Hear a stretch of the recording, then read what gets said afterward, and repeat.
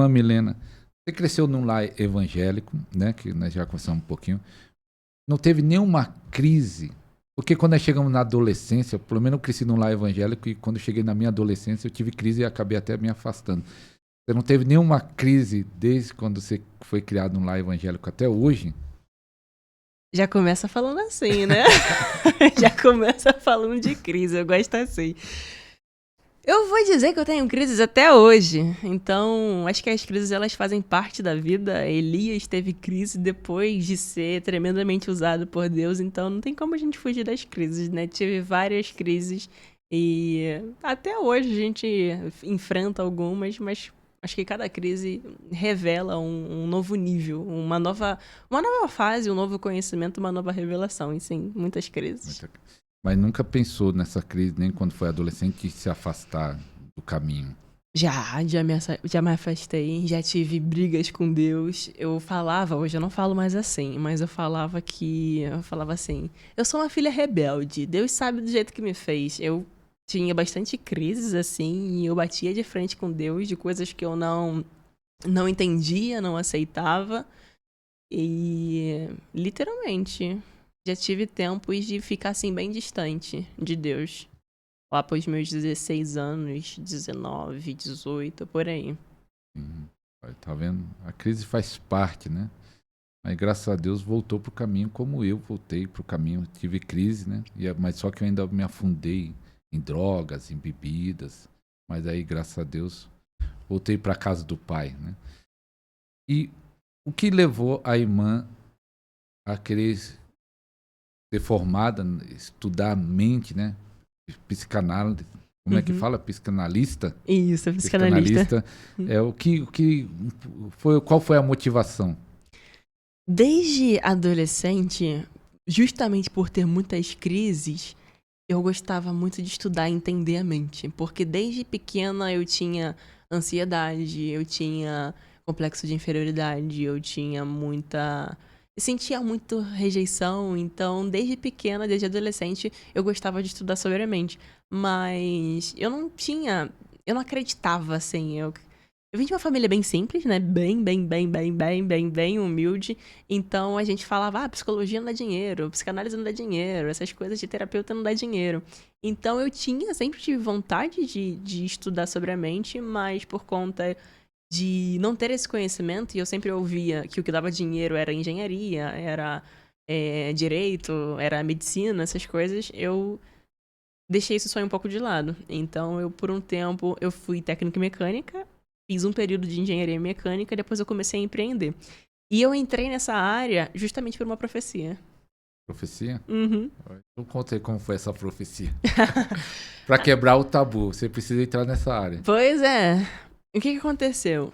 Eu sempre tive... A minha maior dor, e hoje uma das minhas maiores mensagens, é falar sobre bloqueio emocional. Eu sempre tive muitos bloqueios emocionais, e quando eu entendi sobre bloqueio emocional, assim, explodiu a minha cabeça, porque eu falei, entendi, é por isso que a minha vida não vai pra frente, é por isso que não dá certo, é por isso que eu sinto tantos conflitos, tantas dores assim. E aí, eu me senti incapaz, eu fiz um estágio, né, numa petroquímica, numa multinacional, e aí eu queria muito ser efetivada lá. Meu sonho era ter um salário de 3 mil reais. Era o meu objetivo. Eu falei, 3 mil reais, nossa, eu vou ganhar 3 mil reais. Era o que eu ganharia se eu fosse, em média, se eu fosse efetivada lá. Só que, desde quando eu comecei, eu não acreditava no meu potencial. Então, já no início, eu joguei a bandeira. Eu joguei a toalha e botei a bandeira branca. Eu falei, cara, não vai dar certo. Tem muitas pessoas muito melhores e muito mais inteligentes do que eu. Então, pra você ter noção, olha só como Deus foi trabalhando. Eu fui selecionada para 2 congressos nacionais. Um nacional e um internacional. E eu não fui nenhum dos dois porque eu não conseguia acreditar no projeto que eu tinha feito. Eu falo, não, isso daqui não é nada. Como assim? Não vai dar certo. Eu ficava muito presa nisso. Não vai dar certo. Não. Enfim. E aí, já nos 6 meses de estágio, assim, até antes, eu joguei a toalha. Eu falei, não vai dar certo. E fiquei com isso na minha cabeça, não vai dar certo. Mas ao mesmo tempo de não vai dar certo, eu sempre fui muito ousada, assim, de... Não vai dar certo, mas eu preciso fazer alguma coisa dar certo. Aqui não vai dar, eu já entendi, mas eu preciso fazer outra coisa. Nesse caminho, eu fiz a engenharia mecânica. Fiz um período de engenharia mecânica, tive muitas dificuldades também emocionais por conta desse sentimento de incapacidade. Mas aí eu pensei assim, se eu não vou ser efetivada aqui, eu preciso fazer alguma coisa pra dar um jeito na minha vida e ter dinheiro, porque eu sempre gostei de ser independente. E aí falei, eu vou empreender. Aí eu comecei dentro do mundo do empreendedorismo. Aí eu comecei a vender várias coisas pra pegar o jeito de vender, né, de conseguir fazer um dinheiro a mais. Aí eu comecei a empreender. Nisso que eu comecei a empreender, eu conheci o marketing digital. E aí eu comecei a trabalhar com social media, com tráfego pago e tudo mais. E aí eu fiquei um bom tempo trabalhando com social media e tráfego pago. Depois de ter essas experiências com vendas e vender acessórios, tive uma loja online que foi me levando para esse lugar do marketing digital. Só que chegou um tempo que o Senhor ele foi falando comigo. Nesse período, eu passava por muita crise de ansiedade, muita crise. Aquela crise de ansiedade que parece que, sei lá, tem um demônio no teu corpo, que você chora e grita e parece que vai morrer e tu fica assim e não consegue, a cabeça não volta. É uma crise de ansiedade profunda. Quem já teve sabe do que eu tô falando. Depois de passar por esses períodos todos e nesse momento que eu já tava no marketing digital, teve um momento que eu tava buscando muito a Deus. Eu tava de saco cheio desses problemas que eu tava lidando com a minha mente, com os meus sentimentos. Eu tava de saco cheio. Falei, Senhor, eu não aguento mais. E aí eu comecei a me envolver em vários...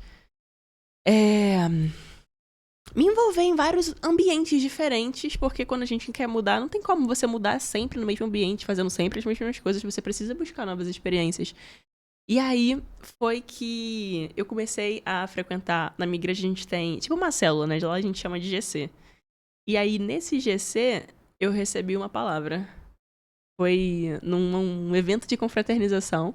Aí a gente fez o movimento de cada um orar um pela vida do outro, né? Porque a gente tinha tirado os nomes do amigo oculto. Aí a pessoa que você tirou como amigo oculto, você ia orar pela vida dela. A moça que me tirou, ela falou assim... Eu vejo você como uma líder muito grande, falando pra muitas pessoas. E ela falou especificamente falando pra homens. Essa parte ainda tô vendo aqui os próximos capítulos. Mas ela falou assim, eu vejo você numa mesa muito grande, com muitos papéis e muitos projetos. E todos os projetos que você desenha, eles acontecem. E eu vejo você falando pra mente dessas pessoas, pra mente dessa multidão. Aí ela falou isso, aí eu comecei a lembrar do desejo de estudar a mente, que eu sempre gostei. E aí eu guardei isso. Depois eu fui em uma conferência, e nessa conferência... Deus, ele falou muito forte comigo também. Eu posso dar mais detalhes mais pra frente sobre isso. E aí Deus mandou eu largar tudo. Eu trabalhava com marketing, tava fluindo, tava indo bem. E aí Deus mandou eu largar tudo. Ele falou, para de trabalhar. Só que aí ele falou pra eu parar de trabalhar e tinha cortado também o laço que eu tinha, que era uma pessoa que eu trabalhava. Aí eu pensei assim, parar de trabalhar? Não, ok, eu entendi que era pra parar de trabalhar com essa pessoa aqui, mas parar de trabalhar totalmente? Aí o Senhor ele foi me levando pra esse lugar, assim, onde eu não tive mais escolha, e eu tive que literalmente começar a estudar, e eu comecei a estudar, me formei, fiz uma formação em psicanálise, e hoje eu atendo. Foi assim, foi uma doideira, e tem dado muito certo, tem sido uma bênção, tem sido transformador, e Deus tem feito coisas grandes, mas começou com uma profecia. Seja um mantenedor deste ministério. Deposite seu voto de fé, sua oferta ou dízimo nas contas bancárias ou através do Pix.